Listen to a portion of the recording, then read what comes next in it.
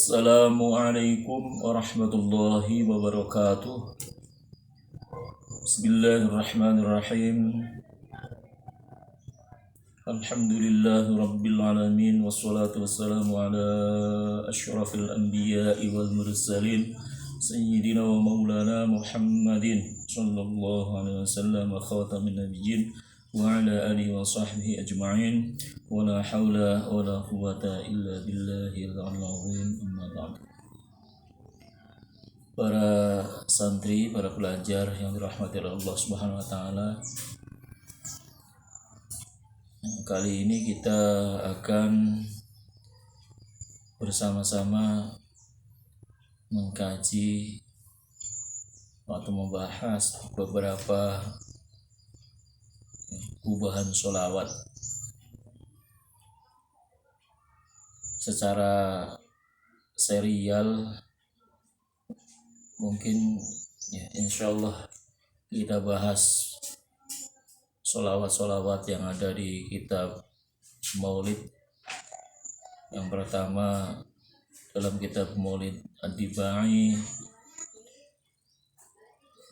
juga Maulid Al-Barzanji atau Maulid Al-Azab, mungkin juga Qasidah Burdah atau maulid-maulid yang lain, misalkan Maulid Simbuturar dan lain sebagainya.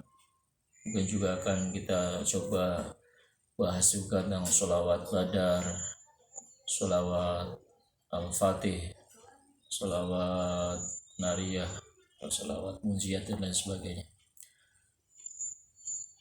Kali ini insya Allah kita akan membahas tentang Maulid Ad-Dibai, sholawat awal yang biasa dibaca, yuqra'u qabdal maulid, dibaca sebelum pembacaan sejarahnya Kanjeng Nabi Muhammad SAW, ya, yang biasanya prosa. Sebagian orang yang bahasa sekarang mungkin karena kurang piknik, kurang ya memahami secara luas tentang apa itu kitab-kitab maulid yang berisikan sastra tentang kisah Nabi Muhammad SAW, baik awal penciptaan Nur Mustafa sebelum alam semesta diciptakan, yaitu diciptakannya nurnya Kanjeng Nabi Muhammad SAW, masa kelahiran, masa perjuangannya, yang sebenarnya berbagai macam kitab maulid, baik Maulid Ad-Dibai, Maulid Al-Barzanji, Maulid Al-Azab, Maulid Simbuturar, Maulid Qadiyah Ilami, itu semua sebenarnya adalah sirah nabawiyah, ya, sejarahnya Kanjeng Nabi Muhammad SAW, yang kadang disusun, ya, digubah dalam bentuk syair, disamping dalam bentuk prosa, diiringi dengan sholawat dan madah, puji-pujian. Apa hukumnya menurut syariat Islam? Ya, orang-orang yang cenderung cepat menghakimi, memvonis sebelum mempelajari, kadang-kadang menganggapnya bid'ah. Segala sesuatu yang dipandang tidak ada di zaman Rasulullah SAW dipandang bid'ah, apalagi dianggap bid'ah yang dolalah, bid'ah yang sesat, yang akhirnya juga bermuara masuk neraka. Na'udzubillah min dzalik. Nah, ya, padahal ya, saking belum mempelajari, bahkan kadang sebenarnya di zamannya Nabi sendiri telah ada puji-pujian yang sifatnya madah, sanjungan kepada baginda Nabi Muhammad SAW, itu sejak zamannya para sahabat radhiyallahu anhum itu telah dibolehkan. Bahkan Nabi Muhammad SAW itu menyaksikan sendiri dan ia membiarkan. Ada beberapa penyair di zaman Rasulullah SAW, diantaranya ya sahabat Nabi yang bernama Hasan bin Thabit, ada juga yang namanya ini syair-syair kenamaan, ada Ka'ab bin Malik ya penyair perang, ada juga Abdullah bin Ruwahah ya dari suku Khazraj ya Al-Ansori, sahabat Ansor, ada juga Ka'ab bin Zuhair, bahkan ada penyair perempuan yang sangat terkenal yaitu namanya Al-Khansa binti Amru ya, yang nikah dengan Ruwahah dikaruniai 4 anak. Ketika masa peperangan,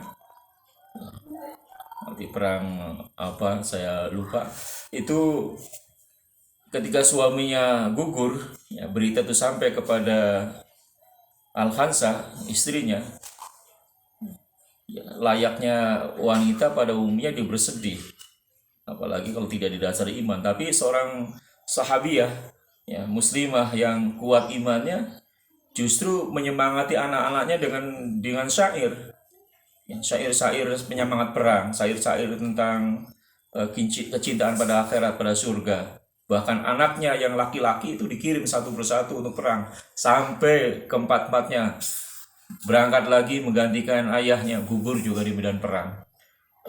Kemudian berita kematian anaknya ini dikirim anak yang kedua, sampai anak yang habis, yang berikutnya dianya juga maju berperang, membela al-haq, membela Islam, ya, berjuang di jalan Allah Subhanahu wa taala, sampai akhirnya Al-Khansa gugur.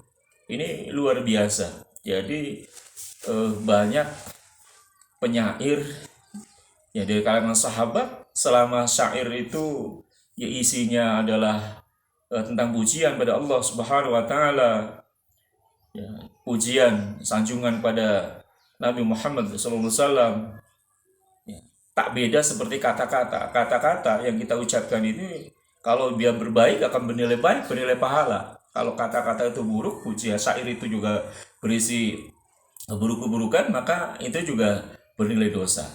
Jadi awalnya ya syair itu sama seperti perkataan biasa, hanya dibentuk syair, nazam yang digubah untuk lebih indah. Dan pada masa jahiliyah Arab memang syair itu berkembang pesat, makanya diturunkan Al-Quran untuk mengalahkan syair-syair mereka, yang syair itu juga bisa mensihir manusia.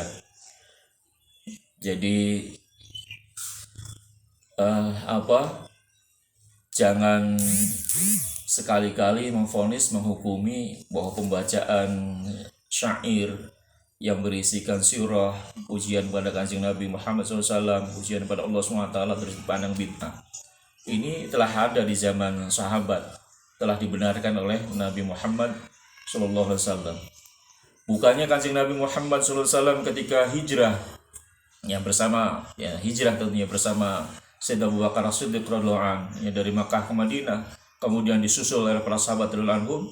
Nah, Kanjeng Nabi Muhammad SAW itu disambut oleh sahabat Ansor ya, di Madinah dengan dan Rabbana. Ada ya, para sahabat yang saking pengen jumpa dengan Rasulullah SAW, ada yang naik pohon kurma, ada yang di loteng, ya, sambil menyanyikan atau menyanyikan, melakukan Tala'al badru alaina min thaniyatil wada' wajaba syukru alaina ma da'a lillahi da', dan seterusnya. Ini kan syair-syairnya dari para sahabat Ansor saat itu. Tala'al badru, telah terbit, telah muncul, alaina, kepada kami, telah datang kepada kami. Ya, Tala'al badru yaitu al-badru, bulan purnama, yaitu Kanjeng Nabi Muhammad SAW.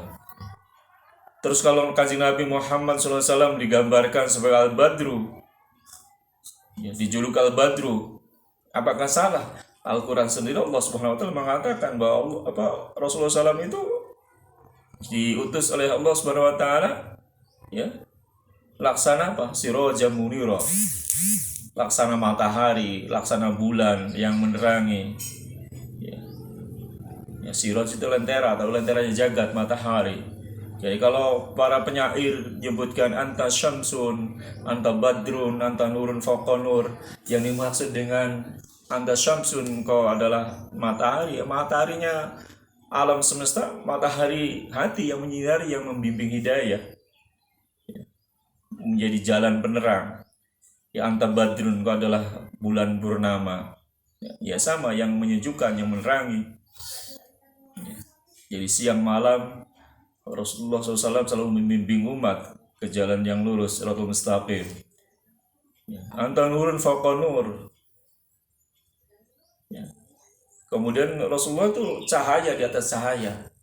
Ya. Terus kok disamakan, Allah itu nurus samawati wal ard. Ya, tafsirnya ya cahayanya, ya, cahaya di atas cahaya itu Allah SWT. Ya Allah itu an-nur, zat yang maha cahaya.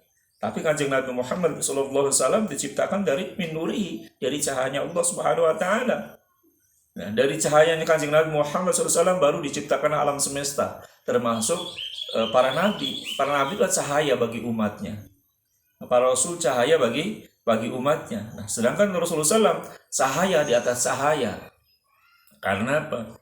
Diciptakan dari cahayanya Allah Subhanahu wa taala, bahkan menjadi cahaya bagi seluruh makhluk. Kafatan linnas, bagi segenap seluruh manusia. Rahmatul alamin, yang cahaya itu menjadi rahmat bagi seluruh alam. Sedangkan rasul-rasul yang lain hanya untuk kalangan umatnya saja. Jadi maksudnya yang apa, cahaya di atas cahaya memang begitu.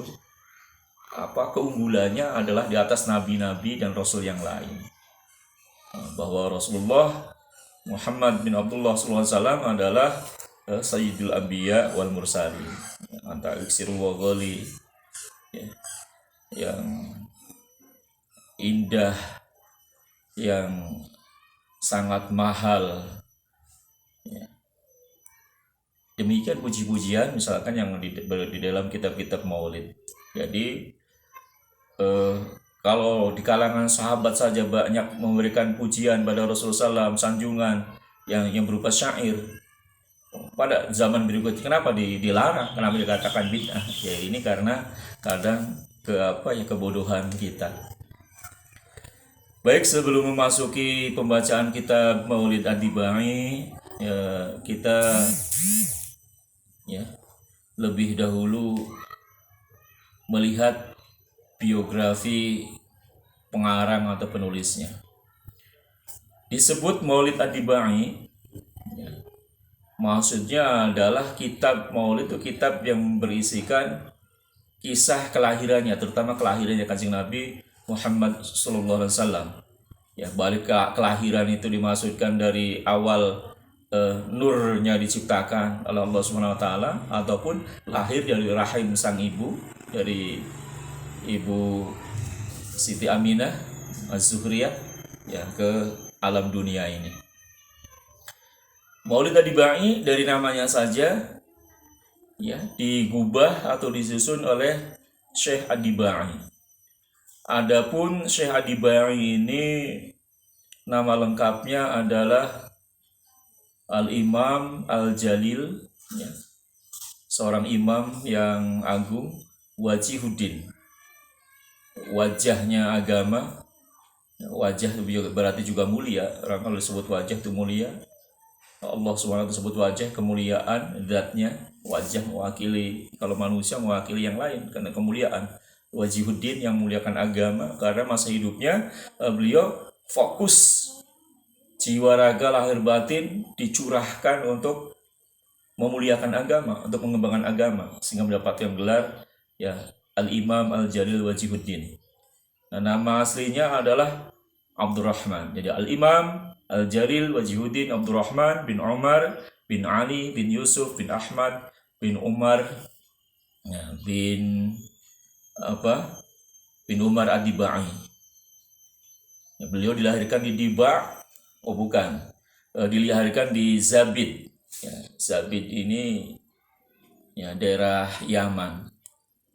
Ya, bahkan dapat Ya, berikutnya adalah Asy-Syafi'i, pengikutnya madhab Imam Syafi'i rahimahullah, rahimahullah, rahmatullah alaih. Kenapa mendapatkan julukan Adibai? Adibai menurut beberapa kitab itu diambil dari nama kakeknya. Nah, kakeknya pernah tinggal di Diba, satu negeri atau kota di daerah Sudan, ya, Afrika. Diba sendiri bahasa Sudan artinya Al-Abyad, adalah putih. Nah, kakek yang mendapatkan gelar Ad-Dibai, ya, karena pernah tinggal dan berjuang di daerah Sudan. Kemudian ketika ayahnya hijrah di Zabid, lahirlah Syekh Abdurrahman ini, sehingga digelari menjadi Syekh Abdurrahman Ad-Dibai. Lahir tanggal 4 Muharram 866 Hijriah atau bertepatan dengan 1537 Masehi. Nah, kalau dilihat dari kaitan dengan kurun khalifah Islam saat itu, khalifah Islamiyah, nah, ini pada khalifah Utsmani, ya, masa hidupnya. Ya, juga kalau kaitannya dengan masa-masa itu sedang, ya, gencar-gencarnya rongrongan tentara salib, ya, untuk menghancurkan, ya, kekhalifahan yang pada akhirnya sampai berapa 1924 kekhalifahan Turki Utsmani runtuh. Sedangkan beliau wafat di Zabid juga pada tanggal 26 Rajab, ya, tahun 1444 Hijriah. Dikutip dari karangan, ya, Sayyid Al-Maliki tentang kitab maulidnya beliau, ya, Maulidul Hafid, ya, Ibni Ad-Dibai, bahwa Syekh Abdurrahman Ad-Dibai ini adalah seorang ahlu sunnah wal jamaah.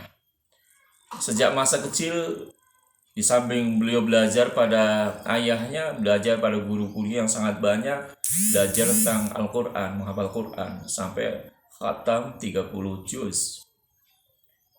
Kemudian juga belajar kitab-kitab yang lain sebagaimana umumnya para alim ulama yang al-alamah, yang dalam ilmunya, kitab-kitab lughat, ya, belajar ilmu nahwu, sorof, ya, mantik, ya, bayan, balaghah, ma'ani, bahkan berbagai, ya, kitab-kitab ulumul Quran, baik asbabun nuzul, nasih wal mansukh, kitab-kitab hadis, ulumul hadisnya, mustalah hadis, asbabul wurud dan sebagainya, ya, al-jarh wal ta'dil, semua dipelajari, sehingga menurut catatan dalam buku beliau juga, beliau belajar pada guru-guru, diantaranya Al-Imam Al-Hafidh As-Sakhawi, ya, salah satu gurunya yang ahli hadis itu mendapat gelar Al-Hafiz.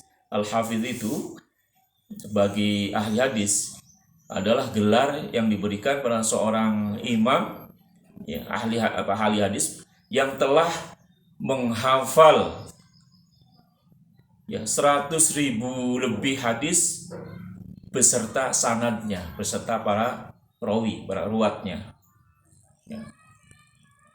Sampai tentang kedudukan hadisnya juga, sahihnya kah, hasankah, dhaifkah. Dan Syekh Abdurrahman Ad-Dibai, pengarang kitab Maulid Ad-Dibai ini, beliau juga mendapat gelar Al-Hafiz, yaitu orang yang hafal 100.000 lebih al-hadis bersama sanadnya.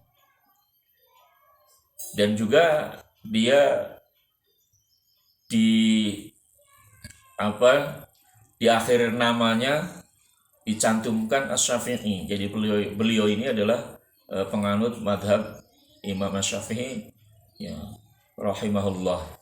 Jadi jelas kalau pengikut salah satu imam yang empat, baik itu Imam Hanafi, ya, atau Imam Maliki, Malik bin Anas, atau Imam Syafi'i, Muhammad bin Idris, ya, Syafi'i, atau Imam Ahmad bin Hambal, ya, Imam Hambali, ya, pengikut salah satunya itu diakui sebagai Ahlus Sunnah wal Jamaah. Nah, jadi kalau ada juga yang keliru menganggap bahwa Syekh Abdurrahman Ad-Dibai ini seorang Syiah karena ada puji-pujian khusus kepada dzurriyyatnya Nabi Muhammad SAW, tentang Sayyidina Ali, Hasan, Husain, dan keturunannya Zainal Abidin, ya, atau Ali Zainal Abidin bin Sayyidina Husain, Imam Ja'far Shadiq, dan seterusnya. Ya, karena itu juga lagi bertawasul dengan itrahnya Kanjeng Nabi Muhammad SAW dengan keturunan yang mulia. Jadi tidak salah, tetapi beliau adalah seorang Ahlus Sunnah wal Jamaah. Baik, kita bersama-sama akan mencoba membaca gubahannya, dan kandungannya sangat agung, sangat dalam, mendoakan umat. Dan beliau menurut